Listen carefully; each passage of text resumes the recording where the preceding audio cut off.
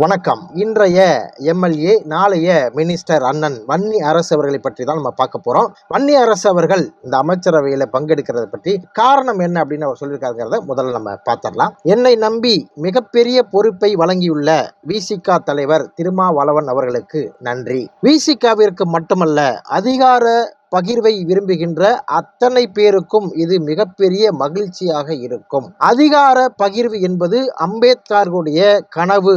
அந்த கனவை நோக்கி நாங்கள் நகர்கிறோம். தமிழ்நாட்டில் விடுதலை சிறுத்தைகள் தான் மையம் என்பதை மீண்டும் எங்கள் தலைவர் திருமாவளவன் நிரூபித்திருக்கிறார் அப்படின்னு தமிழ்நாட்டில் இருக்கிற இந்த விஜய் தலைமையிலான அரசில் பங்கேற்க போவதற்கு இவர் ஒரு ரீசன் சொல்லியிருக்கிறார். அந்த ரீசன் ஏற்றுக்கொள்ளும்படி தான் இருக்கிறது, ஏற்றுக்கொண்டுதான் ஆக வேண்டும் அப்படிங்கிறது ஒரு பக்கம் இந்த நியாயத்தை வைத்திரும். இதே வன்னியரசு அவர்கள் விஜய் அவர்களை பற்றி என்ன பேசியிருக்கிறார் அப்படிங்கிறத ஒரு வாட்டி பார்த்துட்டு வந்துடலாம்.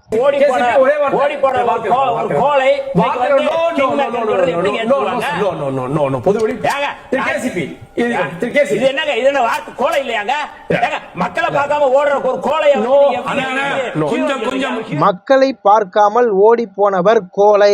விஜய் அவர்களை தான் அவர் மக்களை சந்திக்காமல் ஓடி போன கோழை அப்படின்னு திரு வன்னியரசு அவர்கள் சொல்கிறார். மக்களை சந்திக்காமல் ஓடி போன கோழை தலைமையிலான ஒரு அமைச்சரவையில் அண்ணன் வன்னியரசு அவர்கள் பங்கேற்க போகிறார் அப்படிங்கிறது எந்த வகையில நியாயம் அப்படின்னு நம்ம கேட்கலங்க. அவர் பேசும் வார்த்தைகளிலிருந்து நாம ஒரு கேள்வியை முன்வைக்கிறோம். அவர் என்ன கேள்வி அப்படின்னா, மக்களை சந்திக்காமல் ஓடி சென்ற கோழை இன்று மக்களை ஆளும் ஒரு முதல்வராக இருக்கும் பொழுது மக்களை ஓடி சென்ற கோழை என்று அவரை விமர்சித்த ஒருவர் அந்த அமைச்சரவையில் பங்கேற்கிறார் என்றால் இதற்கு என்ன அர்த்தம்னா, ஒன்லி ஒன் அரசியல்.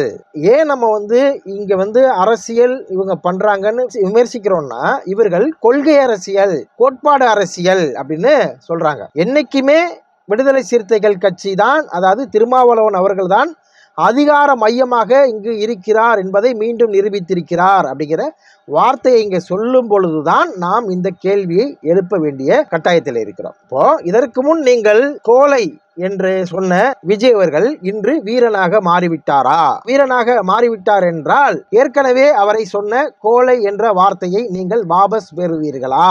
அதற்கு மன்னிப்பு தெரிவிப்பீர்களா?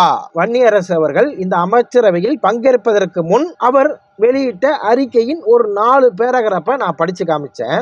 இந்த பேராகிராஃப்ல இன்னொரு வார்த்தையும் இங்க இடம்பெற்றிருக்கணும். அந்த வார்த்தை என்னவென்றால், ஏற்கனவே நான் விஜய் அவர்களை கோழை என்று விமர்சித்தேன். அவர் கோழை அல்ல, அவர் வீரனாக மாறிவிட்டார், அல்லது அவரை கோழை என்று நான் சொல்லியது தவறு என்று மன்னிப்பும் இந்த அறிக்கையில ஒரு சொல்லியிருக்கணும். சொல்லிட்டு அவர் பதவியேற்பிற்கு போயிருந்தார் அப்படின்னா நாம உண்மையிலுமே வன்னியரசு அவர்களை பாராட்டி தான் ஆக வேண்டும். ஏன்னா கோழைன்னு ஒருத்தரை விமர்சித்தாரு, அவர் கோழை இல்லைங்கிறத உணர்றாரு. உணர்ந்ததுக்கு அப்புறம் அவர் என்ன சொல்றாரு அப்படின்னா, அவர் கோழை இல்லை, வீரன் தான்.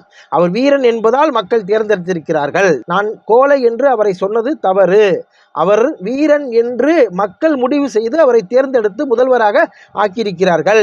அந்த முதல்வரின் கீழுள்ள அமைச்சரவையில் நான் பங்கேற்பதை பெருமையாக நினைக்கிறேன். அவர் கோழை என்று நான் சொன்ன வார்த்தையை திரும்ப பெறுகிறேன். அவர் கோழை அல்ல, வீரன் என்ற சொல்லிவிட்டு அமைச்சரவையில் பங்கேற்பாரா? விடுதலை சிறுத்தைகளின் சார்பாக எம்எல்ஏவாக பதவியேற்றிருக்கும் அவர் அமைச்சராக பதவி ஏற்பதற்கு முன் இந்த வார்த்தையை திரும்ப பெறுவாரா என்பதுதான் முதன்மையான கேள்வியாக இருக்கிறது. பார்ப்போம் அண்ணன் வன்னியரசு அவர்கள் அதை செய்வாரா என்று. நன்றி, வணக்கம்.